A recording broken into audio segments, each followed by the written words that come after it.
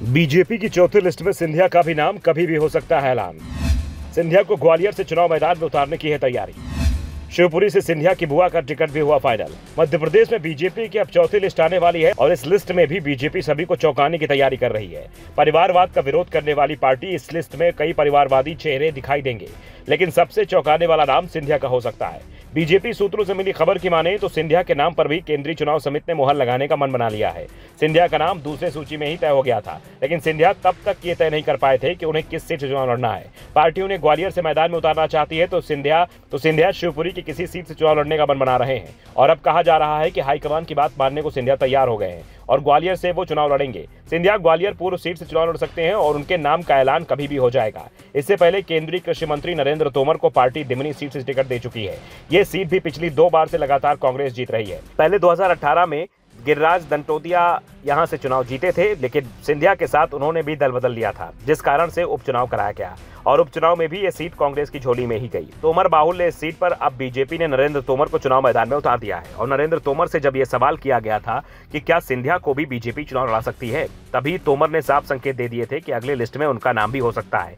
तोमर ने कहा था कि आगे देखिए क्या होता है, यानी नरेंद्र तोमर ने सिंधिया के चुनाव लड़ने की संभावना से इंकार कर दिया था और अब कहा जा रहा है कि सिंधिया भी चुनाव लड़ने के लिए तैयार हो गए हैं। सिंधिया ग्वालियर पूर्व सीट से बीजेपी उम्मीदवार हो सकते हैं। 2018 में यहां से कांग्रेस के मुन्ना लाल गोयल ने बीजेपी के सतीश सिकरवार को चुनाव हराया था, लेकिन गोयल सिंधिया के साथ बीजेपी में चले गए, जिस कारण से यहां भी उपचुनाव हुआ। 2020 में गोयल और सिकरवार एक बार फिर आमने सामने हुए, लेकिन दोनों की पार्टियां बदल गई थी, लेकिन मतदाताओं के चेहरे की जगह पार्टी को ही चुना। यानी 2020 में भी 2018 की तरह कांग्रेस को ही मतदाताओं ने कांग्रेस के पक्ष में फैसला सुनाया और अब सिंधिया को हाईकमान ने साफ कर दिया है कि उन्हें ग्वालियर पूर्व सीट से चुनाव लड़ना है और दावा किया जा रहा है कि सिंधिया ने भी अब इस बात को स्वीकार कर लिया है। ऐसे में बीजेपी की अगली सूची में उनका नाम आ सकता है, ये तय माना जा रहा है। वैसे अभी इस मामले में एक पेच भी फंसा हुआ है। दरअसल बीजेपी शिवपुरी सीट से ज्योतिरादित्य की बुआ यशोधरा राजे सिंधिया को टिकट देने की तैयारी में है।